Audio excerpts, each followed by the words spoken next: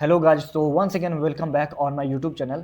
तो जैसा कि आप लोग हमारे यूट्यूब पे अगर लास्ट ईयर से देख रहे होंगे कि जैसे ही काउंसलिंग स्टार्ट होती है तो हम लोग हर टाइप का वीडियो बनाते हैं कि काउंसलिंग की क्या प्रोसेस होती है, कितने टाइप की काउंसलिंग होती है, ऑल इंडिया काउंसलिंग क्या होती है, ऑल इंडिया रैंक क्या होती है, स्टेट काउंसलिंग क्या होती है, आयुष काउंसलिंग, मतलब कितने टाइप के काउंसलिंग है।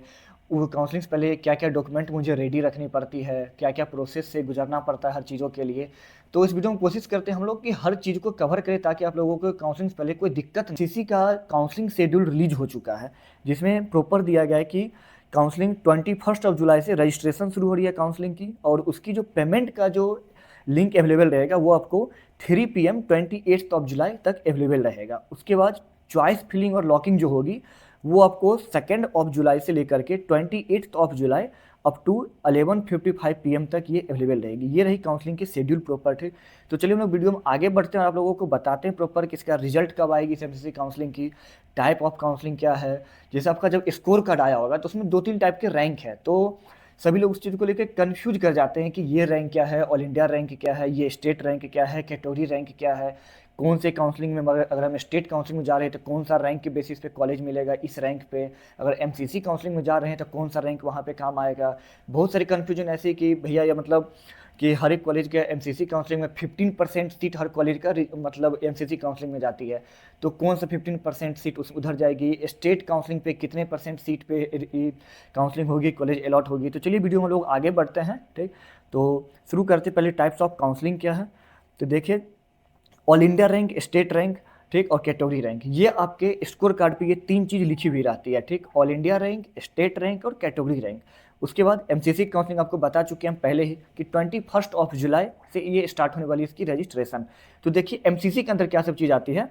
एमबीबीएस, बीडीएस और बीएससी नर्सिंग की काउंसलिंग एमसीसी के थ्रू होती है, जो कि ऑल इंडिया काउंसलिंग जिसको हम कहते हैं।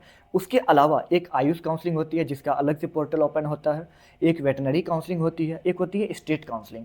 तो इस वीडियो में हम लोग मेनली थोड़ा सा फोकस करेंगे एमसीसी ऑल इंडिया काउंसलिंग पे और स्टेट काउंसलिंग पे। तो चलिए पहले देखते हैं ऑल इंडिया काउंसलिंग में क्या क्या रैंक बेसिस, क्या कॉलेज कहाँ क्या है, इसको थोड़ा सा डिटेल में चलते हैं, फिर हम लोग आएंगे स्टेट काउंसलिंग पे। तो देखिए एमसीसी काउंसलिंग में क्या होता है कि जैसे मान लेते हैं कि आपका कोई एक्स वाई जेड रैंक कुछ भी है, ठीक, ऑल इंडिया रैंक आपके स्कोर कार्ड पे। तो जब आप जाइएगा एमसीसी काउंसलिंग में, तो जैसे मान लीजिए कि किसी कॉलेज का 100 सीट है, उसमें से 15 सीट पे ही हर एक स्टेट का, सेंट्रल यूनिवर्सिटी छोड़ दीजिए, बाकी मतलब सेंट्रल यूनिवर्सिटी या कुछ अलग से भी कुछ कॉलेज हैं उन लोगों को छोड़ दीजिए, अगर तो डीम्ड छोड़ दीजिए, तो जो भी गवर्नमेंट स्टेट का जो कॉलेजेज हैं, गवर्नमेंट कॉलेजेज, उनमें जो एमसीसी अपना काउंसलिंग करवाती है तो वो आपको 15% सीट पे करवाती है। जैसे मान लीजिए कि अगर 100 सीट है किसी कॉलेज के पास, तो उसमें से 15 सीट पे एमसीसी काउंसलिंग करवाएगी, ठीक, और 85 सीट पे स्टेट काउंसलिंग करवाएगी। तो एमसीसी काउंसलिंग करने से पहले आपको लोगों को ध्यान क्या क्या चीज़ रखना है। सबसे पहले जब इसका शुरू कीजिएगा रजिस्ट्रेशन का, सबसे पहले आप रजिस्ट्रेशन कीजिएगा राउंड 1 में, ठीक।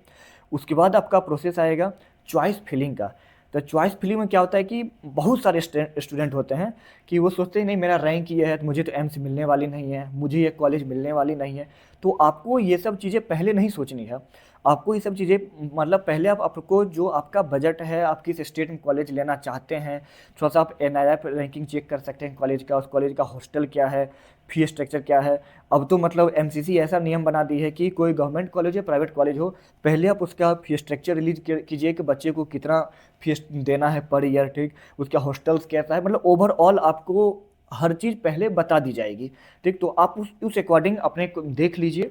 उसके बाद मान लीजिए आपको कोई अगर 100 कॉलेज है उसमें से आपको कोई 5 कॉलेज नहीं चाहिए, ठीक, तो वो 5 कॉलेज मतलब आपके बजट में नहीं आ रहा है, ठीक है, गवर्नमेंट कॉलेज है, मानते हैं फीस स्ट्रक्चर क्यों, लेकिन फिर भी हर स्टूडेंट एफोर्ड नहीं कर पाते हैं, सबकी अपनी अपनी एक चॉइस होती है कितना तक वो खर्चा कर पाते हैं, ठीक। तो आपको अपने बजट के अकॉर्डिंग फीस स्ट्रक्चर देख करके ही कॉलेज को चॉइस फिलिंग में डालना है।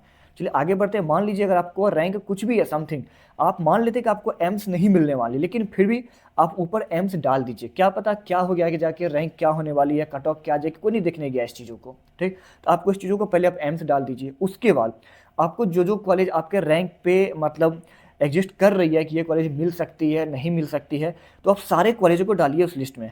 मिलना ना मिलना वो आगे चीज है, ठीक, पहले आप डालिए, ठीक। अगर कॉलेज आपको अलॉट हो जाती है, ठीक, मान लीजिए आपके अगर मनपसंद का कॉलेज अलॉट नहीं होता है, तो अपना आप चॉइस लॉक ना करके आप चॉइस अपग्रेड कर दीजिए, ये आप पे डिपेंड करती है। पहले कॉलेज मिलने तो दीजिए। मान लीजिए आपके सेकेंड राउंड में आपको कोई अच्छा कॉलेज नहीं मिला, पहले आपको बेटर कॉलेज मिला था, ठीक, तो ठीक है, आपके लिए एक कॉलेज पहले से सीट लॉक रहेगी उसके लिए, आपको उसके घबराना नहीं है इस चीज़ों के लिए। कॉलेज का आप एनआरएफ रैंकिंग चेक करें, आपको पहले ही बता चुके हैं। तो ये होगी प्रॉपर एमसीसी काउंसलिंग की।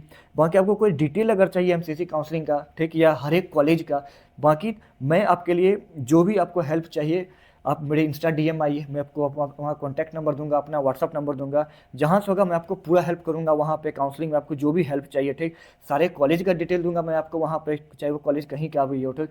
बाकी अगर आपको फिर भी एज ए गवर्नमेंट अप्रूवल मतलब चाहिए क्या है नहीं है, तो आप एमसीसी की वेबसाइट पर जाइए, आप एनएमसी की वेबसाइट पर जाइए, उसके क्या सीट मैट्रिक्स है, कितने कॉलेज इस पर पार्टिसिपेट कर रहे हैं काउंसलिंग में, हर चीज़ आपका मतलब वेबसाइट पे अवेलेबल है। आप जाके हर चीज़ वेबसाइट पे देख सकते हैं। अगर आप नहीं ढूंढ पा रहे तो मुझे आप मैसेज किए, मैं आपको सारा डिटेल दूंगा इस चीज़ को लेकर के। तो ये होगी आपकी एमसीसी काउंसलिंग से रिलेटेड। आते हैं हम लोग स्टेट काउंसलिंग में। स्टेट काउंसलिंग क्या है कि जैसे कुछ स्टेट पहले स्टार्ट कर चुकी है काउंसलिंग, ठीक, कि मतलब काउंसलिंग नहीं, मतलब रजिस्ट्रेशन पोर्टल अपना ओपन कर चुकी है। कुछ स्टेट करने वाली है, जैसे स्टेट हम मान लेते हैं, हम बिहार यूपी थोड़ा अच्छे से जानते हैं, हम इस चीज़ को कवर करते हैं।